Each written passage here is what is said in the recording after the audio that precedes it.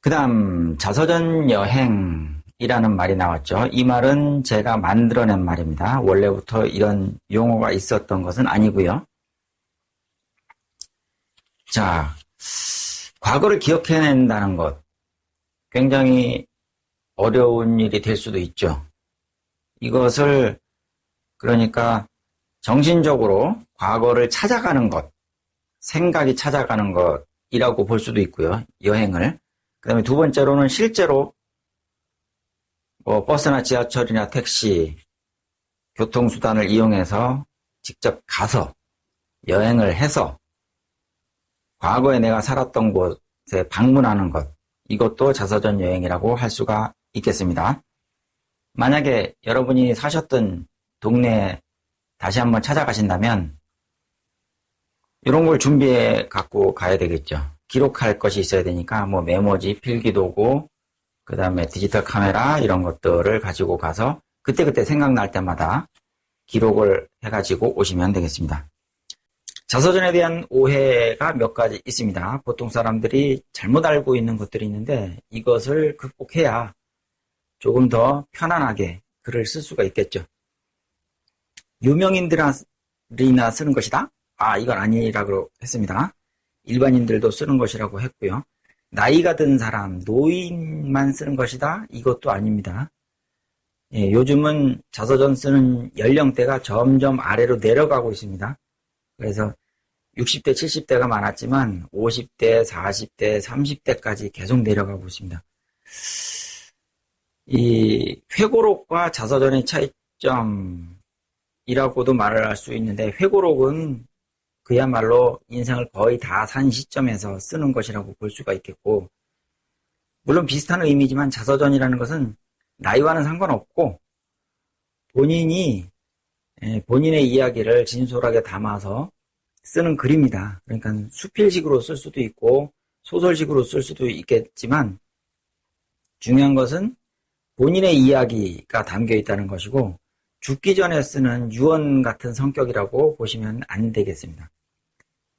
책 한 권 분량은 되어야 한다는 생각을 가지고 있죠. 그래서 두꺼운 책을 써야 된다.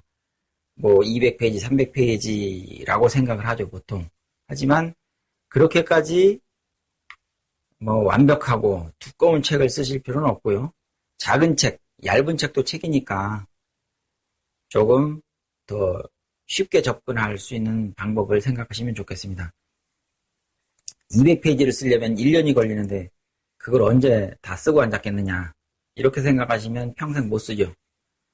50페이지, 60페이지짜리 책도 책이니까 좀 마음을 가볍게 가지고 쉽게 접근하시면 아무래도 조금 더 부담감을 줄이실 수가 있을 것 같습니다. 내용을 부풀려서 과장해서라도 쓴다는 것은 아니죠. 거짓말을 해서는 안 됩니다. 자서전 쓸 때는 아주 솔직하게 쓰셔야 되고 내가 쓴 글이 비난받지 않을까라고 생각하실 수도 있겠지만 그런 것을 떨쳐버려야 조금 더 용기를 가질 수가 있겠죠. 자, 과거를 기억해내는 방법은 뭐가 있을까? 기억이 떠올라야 글을 쓸 수가 있겠죠. 그래서 이 방법을 설명한다면 첫 번째 아까 얘기했던 연상법 질문지를 활용한다든가 사진 자료를 모으는 것도 방법이 되겠죠. 여러분이 갖고 계신 앨범에 들어있는 사진들을 이렇게 들춰보면 사진 한 장 한 장에 다 스토리가 들어있습니다. 그런 스토리들을 기억나게 하는 것이 바로 사진이고요. 거기에서 영감을 얻을 수가 있겠죠. 장소 찾아가기. 예전에 내가 직접 몸 담았던 곳, 자주 다녔던 곳, 장소를 찾아가게 되면 아무래도 기억이 더 새록새록 나지 않겠습니까? 여러분이 졸업하신 국민학교, 중학교, 고등학교, 대학교, 예전에 다니던 직장 이런 데 찾아가 보면 그때 그 생각이 다시금 떠오를 수가 있습니다. 아주 좋은 방법이죠. 장소 찾아가기. 그 다음에 메모하기. 떠오른 생각이 있으면 바로바로 메모를 해야 됩니다. 그래야 잊어버리지가 않겠죠. 쓰는 요령을 익혀가면서 쓰면 되겠습니다. 다음은 피터 드러커의 자서전인데, 자, 피터 드러커는 경영학의 아버지라는 말을 하죠. 예, 굉장히 훌륭하고 또 유명한 사람입니다. 이 사람의 자서전이 있는데 그 특징은 굉장히 독특합니다. 여러분도 읽어보시면 아실 거예요. 보통 우리가 가지고 있는 그런 보통의 개념과 완전히 다른 접근 방법을 사용합니다. 다시 말해서 이 사람은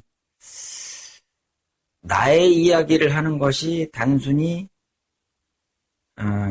나를 보여주는 걸로 설명되는 게 아니고 오히려 그 반대로 내가 아닌 내 주변인들, 친한 사람들, 나에게 영향을 준 사람들에 대해서 서술하는 것. 그 사람들에 대해서 쓰는 것이 곧 나에 대해서 쓰는 것이다 라는 개념을 갖고 자서전을 쓴 겁니다. 그러니까 일반인들이 생각하는 것과 정반대 개념이죠. 정반대. 나에 대해서 쓰는 게 자서전이다? 아니다. 나를 둘러싼 모든 사람들, 영향을 끼친 사람들에 대해서 쓰는 것이 자서전이다. 이렇게 반대로 생각을 했습니다. 그래서 그분이 쓴 자서전의 머리말을 살펴보면 거기에 나와 있습니다. 같이 한번 읽어보겠습니다. 이 책에 등장하는 사람들은 그들의 이야기가 어떤 의미를 갖기 때문에 그들을 선택하는 것이 아니다. 또한 그들이 위대하거나 유명해서 선택한 것도 아니다. 그런 인물은 지그문트 프로이트뿐이다. 나는 그를 잘 알지도 못했으며 내가 8살 때 단 한 번 만났을 뿐이다. 이 책에 기술한 인물들은 내게 중요한 인물이었기 때문에 선택됐다. 그들이 내게 중요했던 것은 자신들이 속한 사회를 내게 반사하거나 굴절시켜 보여주었던 방식 때문이었다. 예, 지금 읽어봤는데 여기서 제일 중요한 것이 밑에서 넷째 줄입니다. 이 책에 기술한 인물들은 내게 중요한 인물이었기 때문에 선택됐다.